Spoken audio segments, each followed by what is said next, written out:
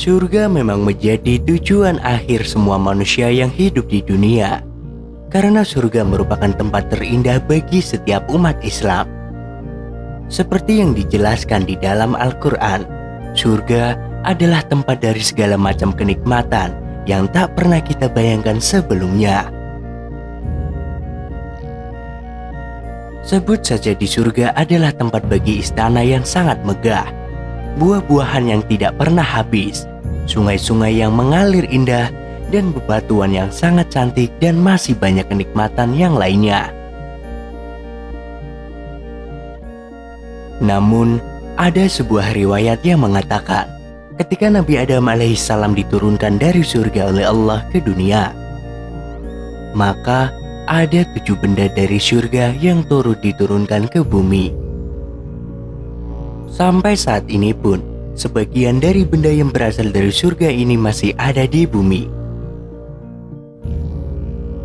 Yang pertama, tongkat Nabi Musa.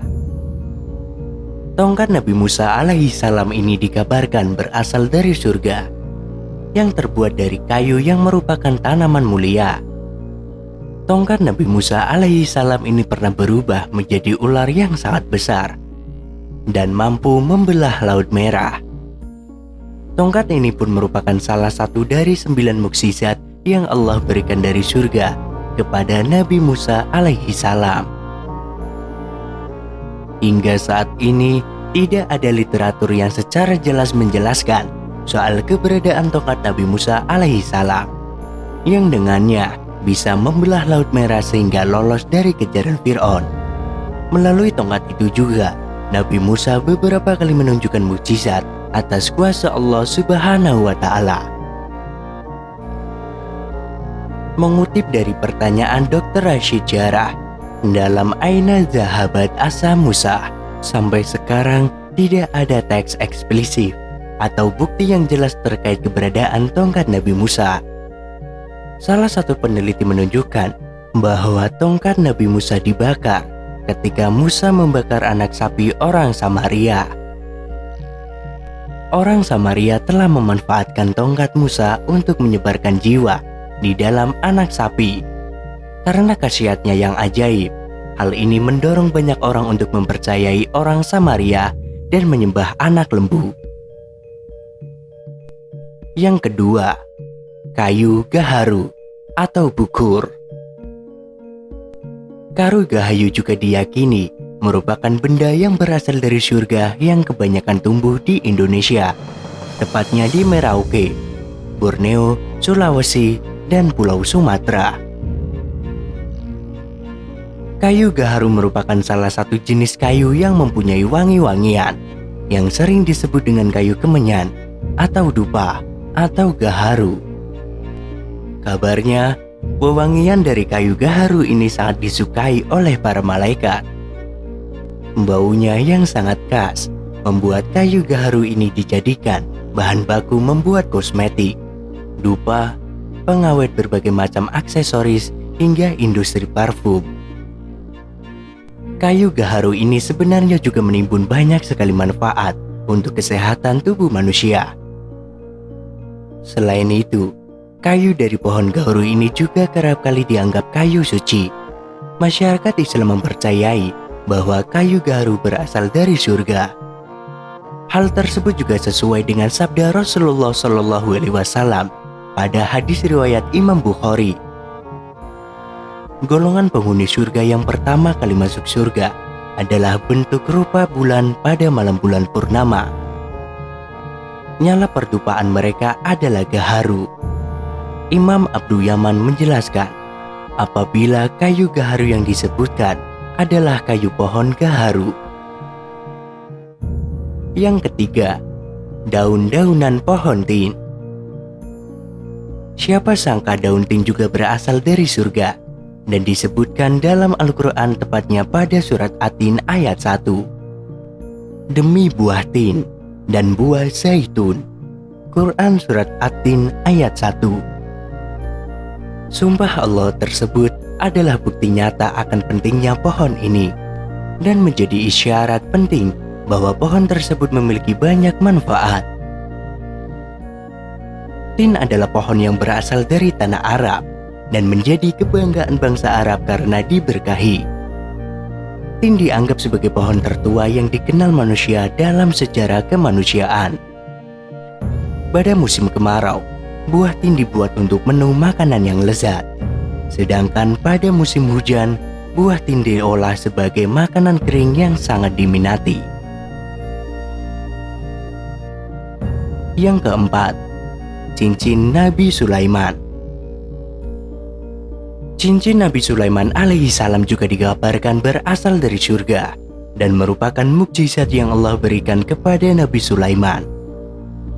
Jika cincin ini digunakan oleh Nabi Sulaiman, maka semua makhluk akan tunduk dan patuh, seperti para jin, setan, angin, dan lain sebagainya.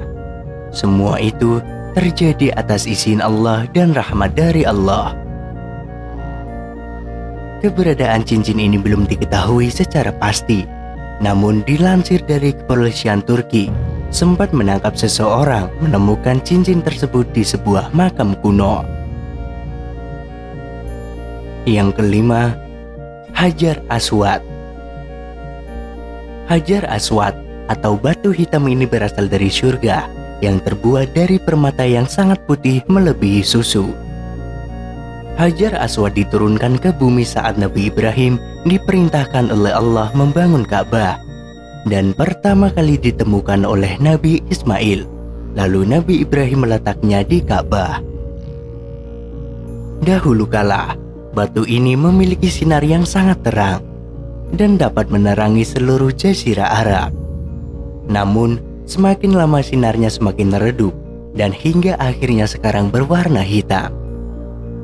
Ibnu Abbas meriwayatkan bahwa Nabi Muhammad SAW berkata, batu hitam turun dari surga dan itu lebih putih dari susu. Tetapi dosa anak-anak Adam mengubahnya menjadi hitam. Hadis riwayat Tirmizi. Yang keenam, batu makam Nabi Ibrahim. Batu yang berasal dari surga ini awalnya berwarna putih seperti Hajar Aswad. Batu ini membantu Nabi Ibrahim dalam proses pembuatan Baitullah atau Ka'bah dan mempunyai kelebihan naik turun. Jika Nabi Ibrahim perlu meletakkan batu-batuan dan tanah pada tempat yang tinggi dari Ka'bah, maka Nabi Ibrahim cukup berdiri di atasnya. Kemudian batu tersebut mengangkat Nabi Ibrahim ke atas dan turun dengan sendirinya ketika selesai, dan menyisakan bekas telapak kaki Nabi Ibrahim. Makam Ibrahim juga disebutkan di dalam Al-Quran. Dan ingatlah, ketika kami menjadikan rumah itu Baitullah, tempat berkumpul bagi manusia dan tempat yang aman, dan jadikanlah sebagai makam Ibrahim tempat sholat. Quran Surat Al-Baqarah ayat 125. Yang ketujuh, batu yang diikat di perut Rasulullah. Batu-batuan yang diikat di perut Rasulullah SAW juga dikabarkan berasal dari surga, yang berbentuk kecil dan diikatkan pada ari-ari Nabi Muhammad SAW ketika beliau lapar. Pada suatu hari, Nabi Muhammad SAW mengimami sholat Isya berjamaah di masjid. Namun selang beberapa lama, jamaah dapat mendengarkan bunyi kletak-kletik, terutama ketika Rasulullah SAW sedang bergerak untuk rukuk dan sujud. Dalam pikiran masing-masing jamaah cemas, mereka takut bila mana Rasulullah SAW sedang menggigil lantaran sakit. Demikian mereka menyangka. Usai sholat, Umar bin Khattab bertanya kepada beliau, "Apakah engkau sakit, wahai kekasih Allah?" "Tidak," jawab Nabi Muhammad SAW. "Aku sehat walafiat." "Namun mengapa tiap kali engkau menggerakkan tubuhmu untuk ruku dan sujud, terdengar bunyi berkeretakan? Mungkin engkau sakit?" tanya Umar lagi. "Tidak, aku segar bugar," masih jawab Nabi. Akan tetapi, para sahabat tetap kelihatan makin khawatir. Oleh karena itu, beliau lantas membuka jubahnya. Tampak oleh para sahabat Nabi Muhammad SAW mengikat perutnya yang kempes dengan selempang kain yang berisi batu-batuan kecil. Itu dilakukan beliau demi menahan rasa lapar.